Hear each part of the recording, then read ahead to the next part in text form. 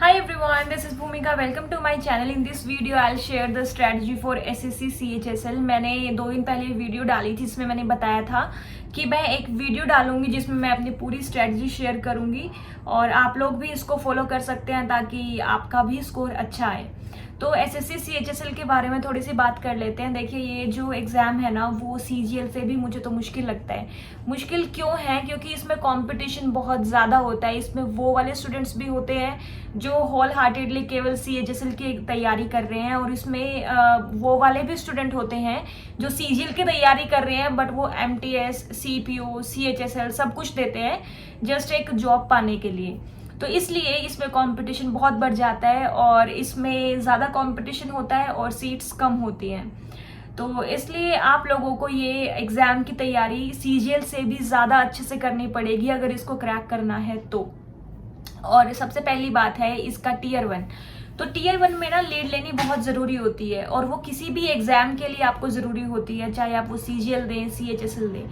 अगर आप टीयर 1 में लीड ले लेते हैं, अच्छे मार्क्स आप गेन कर लेते हैं, तो उससे आपका ही कॉन्फिडेंस बूस्ट होता है और आगे फिर टीयर 2 या फिर कोई भी आगे अगर आपके और भी एग्ज़ाम्स हैं तो उसमें एक आपका अलग ही लेवल का कॉन्फिडेंस होता है जिसके साथ आप तैयारी करते हैं।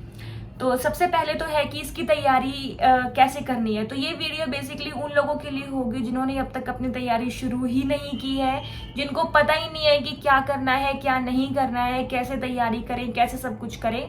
तो मैं बताती हूँ और हम स्टार्ट करते हैं इस वीडियो को।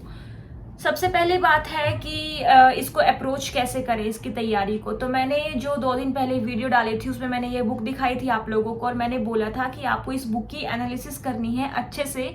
उस बुक में क्या था, प्रीवियस ईयर क्वेश्चंस थे जो अभी रिसेंटली सीएचएसएल एग्जाम में पूछे गए हैं। तो एनालिसिस से मेरा मतलब क्या है कि आप सीजीएल, सीएचएसएल और सीपीओ इसके जो भी रीसेंट एग्जाम्स हुए हैं ना, आप ये बुक भी ले सकते हैं, या फिर अगर आपको नहीं भी लेनी है तो भी आपको पीडीएफ आसानी से मिल जाएंगी टेलीग्राम पे या फिर ऐसे ही ऑनलाइन वेबसाइट पे भी मिल जाएंगी। तो वहां से आप उन पीडीएफ को डाउनलोड कर सकते हैं सारे एग्जाम्स की, सीजीएल, सीएचएसएल, सीपीओ, एमटीएस भी उठा सकते हैं आप। उससे क्या होगा, आपको एक एनालिसिस करनी है कि किस टाइप के क्वेश्चंस टीसीएस पूछ रही है हर एग्जाम में, ठीक है। तो आप जब भी किसी चीज को पढ़ेंगे ना, आपको रेलिवेंस का पता चल जाएगा। अगर आप यूट्यूब पे भी किसी भी टीचर की वीडियो देखेंगे, आपको पता चल जाएगा कि ये चीज मेरे लिए रेलिवेंट है भी या नहीं।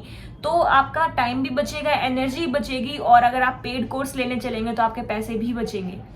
तो इसीलिए मैं बोल रही हूँ कि एनालिसिस बहुत ज़रूरी है। अभी हमें क्या करना है कि आज फ्राइडे है, तो नेक्स्ट संडे तक आपके पास ये जो 8-9 दिन है, इन 8-9 दिन में आपको और कुछ भी नहीं पढ़ना है, कोई फालतू की टेंशन नहीं, कोई वीडियो मत देखिए। आप केवल और केवल उन प्रीवियस ईयर क्वेश्चंस की एनालिसिस कीजिए, जिससे आपकी आगे आने वाली तैयारी है वो स्मूथ हो जाए। आगे बढ़ने से पहले मैं आपको बताना चाहती हूँ ओलिव बोर्ड के लाइव मॉक्स के बारे में।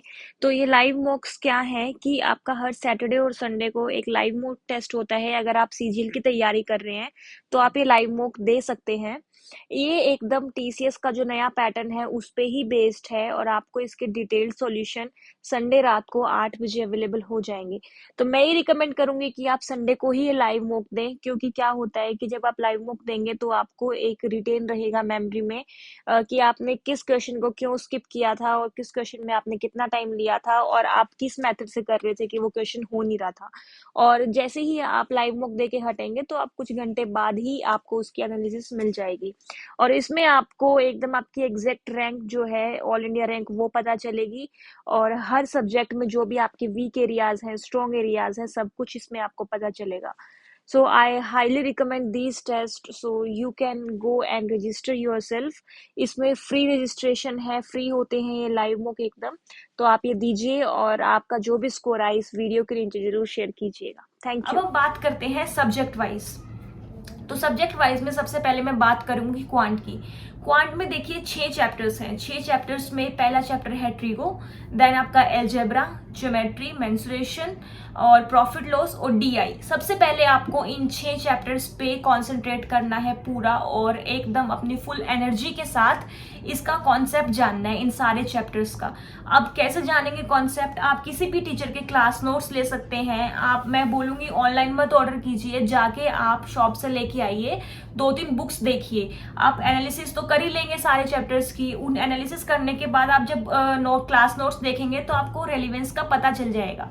फिर आप अपने अकॉर्डिंग जो भी आपको लैंग्वेज समझ में आ रही है, जिन भी नोट्स की, आप खरीद के ला सकते हैं। मैं रिकमेंड करती हूँ राकेश यादव सर के नोट्स, वो आप ले सकते हैं, अच्छे नोट्स हैं, रेलिवेंट नोट्स हैं। बाकी अगर आपके पास कोई और भी है तो अब नहीं खरीदना है कोई और, जो आप फॉलो कर रहे हो आप उन्हीं को फॉलो कीजिए, हो जाएगा। सबके ट्रिक्स मेथड सेम ही होते हैं एट द एंड, और इजी ही होते हैं, सब इजी बताते हैं इन एग्जाम्स के लिए। तो आपको ये क्लास नोट्स करने हैं और आपको जून एंड तक केवल और केवल ये क्लास नोट्स ही करने हैं। ऐसा नहीं करना है, क्लास नोट्स से मेरा मतलब है कि आपको अपना कॉन्सेप्ट ही क्लियर करना है। ऐसा नहीं है कि आपने एक चैप्टर किया और फुल मॉक टेस्ट देने लगे हो, नहीं। स्मॉल क्विजेस दे सकते हो आप हर चैप्टर से रिलेटेड, बट आपको फुल मॉक टेस्ट बिल्कुल भी नहीं देने हैं। पहले इन 6 चैप्टर्स को करना है। मैं सिलेबस पार्ट में आपको क्यों बता रही हूँ, ताकि ये वाला जो सिलेबस है ना, इसमें आपके मैक्सिमम क्वेश्चंस कवर हो जाएंगे मेन पेपर में, और आपका जो है एटलीस्ट कट ऑफ तक तो आप पहुंच ही जाओगे। और इन चैप्टर्स को बहुत अच्छे से करने के बाद आप में जो कॉन्फिडेंस आएगा, बाकी चैप्टर्स भी आप इजीली फिर पिक कर सकते हो और उनके भी क्वेश्चंस आप सॉल्व कर सकते हो। तो ऐसे ही करना है आपको। पहले क्वांट के करने हैं, जो भी मैंने चैप्टर्स बताए हैं जून एंड तक। उसके बाद आपको फुल मॉक टेस्ट लगाना है क्वांट का, प्लस प्रीवियस ईयर क्वेश्चंस उसके बाद आपको सॉल्व करने हैं बहुत अच्छे से। ये बात हो गई क्वांट की। उसके बाद बात आती है रीजनिंग की। रीजनिंग में आपको कोई बुक खरीदने की जरूरत नहीं है, केवल आप एक बुक खरीदिए, वो है प्रीवियस ईयर क्वेश्चंस की। केवल आपको प्रीवियस ईयर क्वेश्चंस ही प्रैक्टिस करने हैं रीजनिंग में, हर एग्जाम के, एसएससी के किसी भी एग्जाम में अगर रीजनिंग, जिस भी एग्जाम में रीजनिंग आती है, हर उस एग्जाम के आपको क्वेश्चन सॉल्व करने हैं। उनसे ही आपकी प्रैक्टिस बहुत अच्छी हो जाएगी। और फिर आप टाइम बाउंड क्विजेस लगाइए, उससे आपका सब कुछ कवर हो जाएगा रीजनिंग का। देन आपका आता है जनरल अवेयरनेस। तो जनरल अवेयरनेस में सबसे पहले आपको कवर करनी है साइंस मतलब फिजिक्स, केमिस्ट्री, बायोलॉजी। उसके बाद कंप्यूटर एंड आईटी, उसके भी आपके क्वेश्चंस आते हैं। देन हिस्ट्री और फिर ज्योग्राफी। ज्योग्राफी में आपको वर्ल्ड ज्योग्राफी कवर नहीं करनी है, केवल इंडियन ज्योग्राफी ही कवर करनी है। प्लस स्पोर्ट्स के जो करंट अफेयर्स है ना, वो टेनिस से रिलेटेड है, क्रिकेट, अभी आईपीएल चल रहा है तो आप इसके क्वेश्चंस देख सकते हैं, ऑरेंज कैप और पर्पल कैप, ये सब आप क्वेश्चंस ध्यान रखिए कि अभी किसके पास है, जब तब तक तो खत्म भी हो जाएगा आईपीएल, तो तब किसके पास होगी। तो ऐसे आप स्पोर्ट्स के क्वेश्चंस जो है वो कवर कर सकते हैं। स्पोर्ट्स से काफ़ी क्वेश्चंस आते हैं सीएचएसएल में। ये सारी बात थी आपकी जीएस की। और हाँ, आपको जो डांस फॉर्म्स है, फेस्टिवल्स हैं, उनको भी स्किप नहीं करना है। उसके बाद आता है लास्ट में इंग्लिश। इंग्लिश के लिए आपको रोज एक पैराग्राफ न्यूज़पेपर का, इंग्लिश न्यूज़पेपर का जरूर रीड करना है।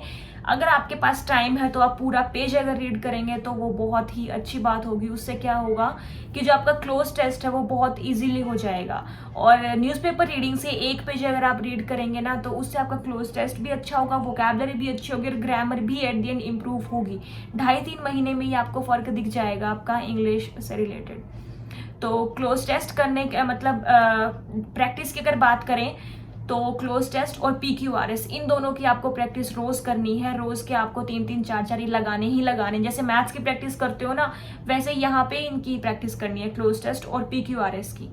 उसके बाद बात आती है ग्रामर की। ग्रामर के कॉन्सेप्ट्स को आपको बिल्कुल भी ढीला नहीं छोड़ना है। उसके लिए आप कोई भी बुक ले सकते हैं। मैं रिकमेंड करूंगी नीतू मैम की बुक, क्योंकि मैंने वही पढ़ी है और वही काफ़ी अच्छी बुक है। उसमें इंग्लिश आपको हिंदी की जैसे समझा रखी है, ईजी ना, बिल्कुल ईजी तरीके से। तो अगर आपके पास और कोई बुक है, आप फॉलो कर रहे हैं, आपको समझ भी आ रहा है, तो बहुत अच्छी बात है, आप वही फॉलो कीजिए और उसी को आप बार बार पढ़ते जाइए ताकि आपको रिटेन होना स्टार्ट हो जाए। और फिर बारी आती है वोकैबुलरी की। वोकैबुलरी में आपको सबसे पहले तो प्रीवियस ईयर ही करना है। सारे प्रीवियस ईयर क्वेश्चंस कर दीजिए आप किरण से, जितने भी आपके अभी तक वोकैबुलरी आई है, वन वर्ड है, एंटोनिम, सिनोनिम्स हैं, कुछ भी है, तो आप वो सारा पहले वो कवर कीजिए। उसके बाद आप किसी भी बुक से वोकैबुलरी कर सकते हैं। तो ये सारी मेरे एंड से स्ट्रेटजी थी। अगर आपको कोई भी इसमें डाउट है, अगर कोई भी आपका क्वेश्चन है, आप मुझे ईमेल कर सकते हैं, कमेंट सेक्शन में कमेंट भी कर सकते हैं, या फिर मेरे इंस्टाग्राम हैंडल पे आप मुझे फॉलो करके मैसेज भी कर सकते हैं। बिना फॉलो किए भी मैसेज कर सकते हैं अगर आपका कोई डाउट है तो यही सब था बस। Thank you so much for watching this video, and if you really like watching it then like it, share it and subscribe to my channel. Thank you.